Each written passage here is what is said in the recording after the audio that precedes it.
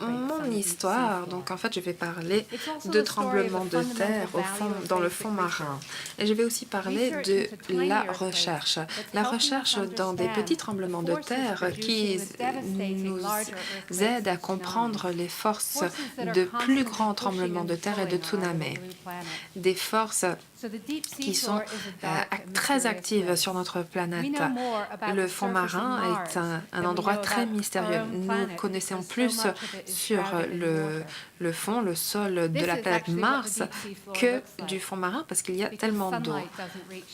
Nous voici, vous pouvez voir à quoi ressemble le fond marin et en fait, vous pouvez voir qu'il n'y a aucune image parce qu'il n'y a aucune lumière. Nous pouvons vraiment comprendre beaucoup en écoutant le fond marin.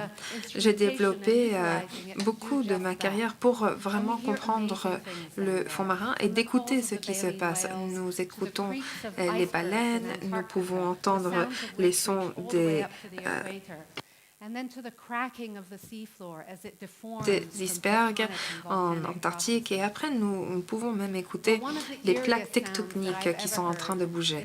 Mais un des sons très étranges que j'ai entendu, c'était le tremblement de terre le 26 décembre 2004, explosion de la taille de l'État de Californie en fait. Une décennie avant ce tremblement de terre, pendant que je finissais ma thèse de doctorat, je suis devenue très fascinée des tout petits tremblements de terre qui se passent au fond marin.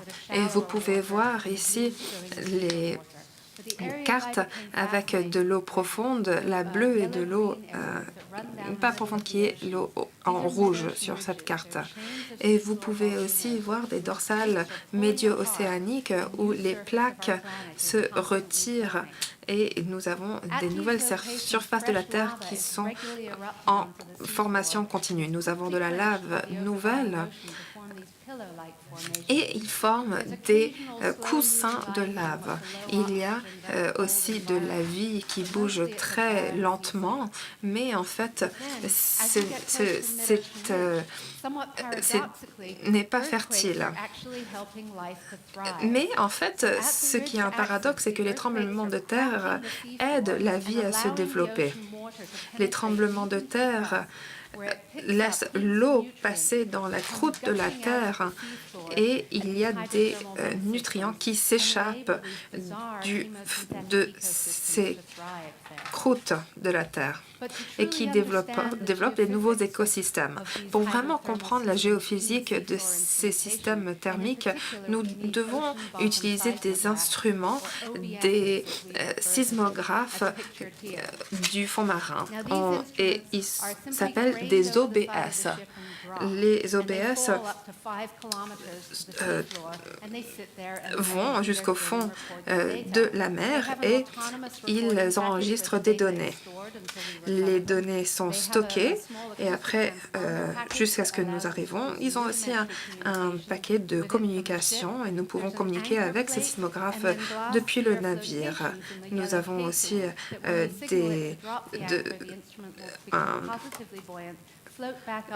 des chambres qui flottent et donc une fois que nous avons fini avec le sismographe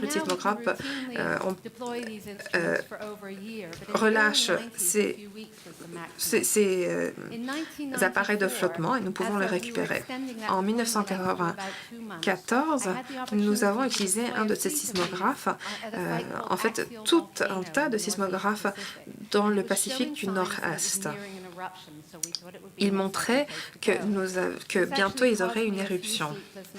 Et je pensais que c'était une bonne idée d'y aller, mais en fait c'était très stressant pour moi parce que j'avais utilisé 500 000 $ pour aller faire cette expérience.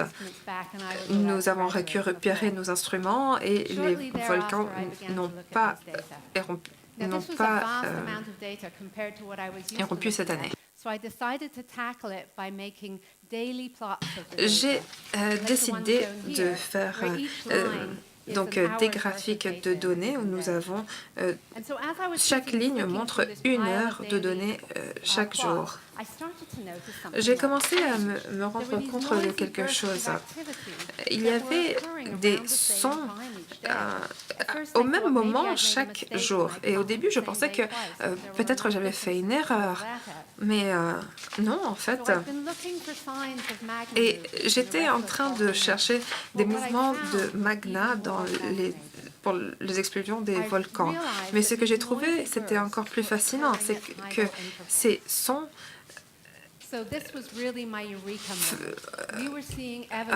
avaient lieu pendant des enchaînements de... So let me just take a moment to explain the history of tidal triggering. So tides, as we all know, are caused by the gravitational attraction of the moon and to a lesser extent nous the sun savons on our tous planet. que It causes it to bulge out slightly towards the sun, nous avons des and that marées bulge rotates et as the Earth spins on its axis. Now, in addition to the ocean tides that you can see at the shore, en plus des marées que nous pouvons voir où l'eau se retire, quelquefois, en fait, la croûte bouge avec ces marées. Et dans le fond marin, nous avons le mouvement et nous avons aussi la pesanteur de l'océan, ce qui veut dire qu'il y a beaucoup d'impact sur le fond marin. Donc j'ai commencé à m'intéresser à ceci, aux tremblements de terre liés avec les marées de la mer. Et sur le fond marin, où nous avons cette pesanteur de l'océan, nous avons pu voir les enchaînements des petits tremblements de terre dus aux marées de la mer. C'est comme si le fond marin était en train de respirer avec les marées. Nous avons trouvé tous ces petits tremblements de terre parce que nous avons tous les instruments en place pour enregistrer ces petits tremblements de terre.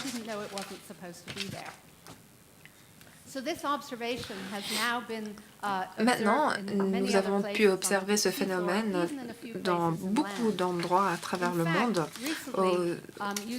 dans le fond marin. Et si nous utilisons des données de sismographes, il y a un scientifique japonais qui a fait des découvertes remarquables, des tremblements de terre dans la zone de Sumatra. Les petits tremblements de terre montraient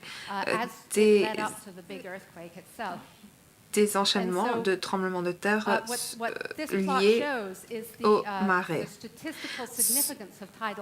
Cela montre l'importance statistique de ces marées. It started to become increasingly significant until the earthquake itself, which happened in the dashed line, and then it became des petits entraînements de tremblements de terre dont je vous ai parlé de 2004. Alors, cet enchaînement de tremblements de terre liés aux marées ne veulent pas dire que cela entraîne des grands tremblements de terre. Nous avons des forces tectoniques qui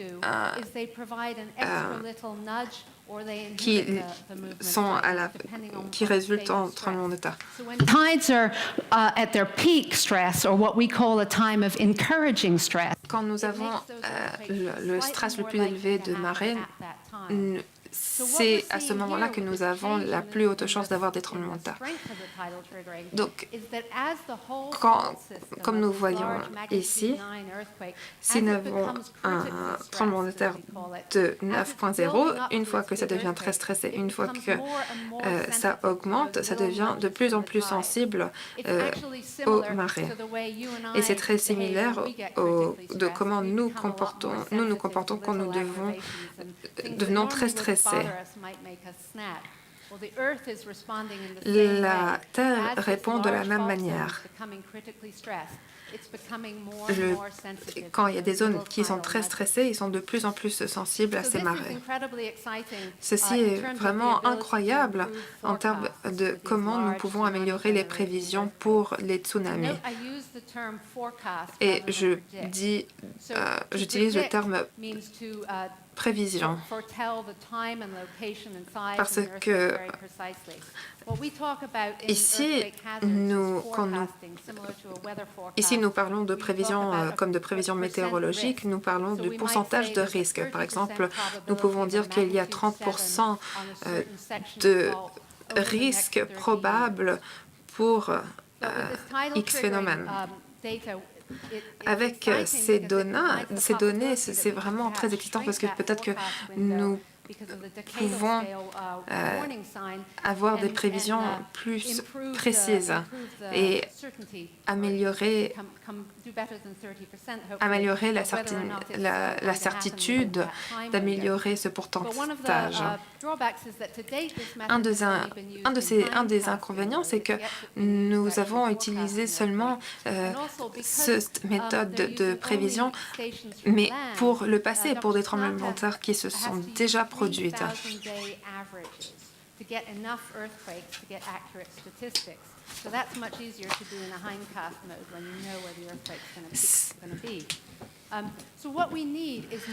Nous avons besoin de plus d'instruments sur le fond marin pour améliorer ces prévisions.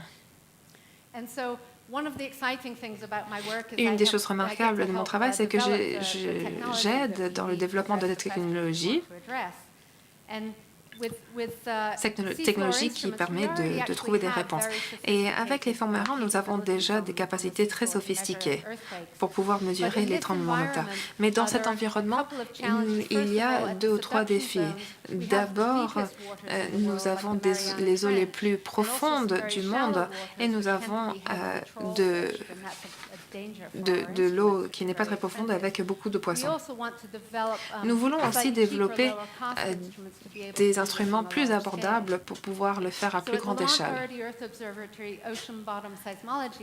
Nous avons un laboratoire de fonds marins et nous utilisons aussi du financement des États-Unis pour pouvoir développer un prototype pour construire des sismographes, comme vous pouvez voir sur l'écran, qui va aux endroits les plus profonds de la Terre. Cette photo vous montre le prototype qu'on a utilisé au Mariana, dans l'endroit de Mariana. Nous l'avons mis à 8000 mètres de profondeur et ce qui est incroyable, bien sûr, c'est qu'il est revenu. Nous avons utilisé le téléphone synthétique que James Cameron a développé en 2012 et nous avons pu utiliser ces instruments pour faire en sorte que ce sismographe puisse se déplacer assez rapidement dans l'océan. Nous utilisons aussi un autre instrument qui s'appelle un TRM et vous pouvez le voir sur cette petite vidéo. Vous pouvez voir qu'il y a une forme de dôme pour faire en sorte qu'il ne soit pas attrapé dans les filets de pêche. Donc, en voici un sur le fond marin et nous le récupérons avec un véhicule que nous contrôlons à bord du navire. Cet appareil a enregistré des données depuis 1 an. Il a survécu à la pêche dans cet endroit. Et cet instrument est beaucoup plus sophistiqué que ce dont nous avons besoin. Cela a été développé pour la sismologie. Donc nous voulons construire un instrument plus abordable et plus léger. Et nous avons déjà des dessins de prototypes. Notre but à long terme, c'est de développer toute une équipe de ces instruments qui peuvent être mis dans différents endroits de fonds marins à travers la Terre et qui peuvent nous dire si il y a du stress qui s'accumule dans ces endroits ou pas.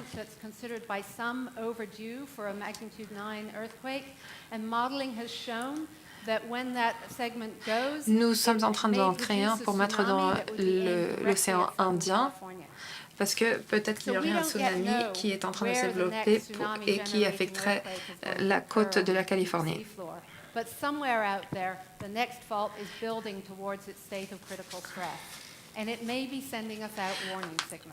Peut-être que nous avons des signaux d'alerte qui émanent de différentes parties de la Terre et c'est important qu'on les écoute.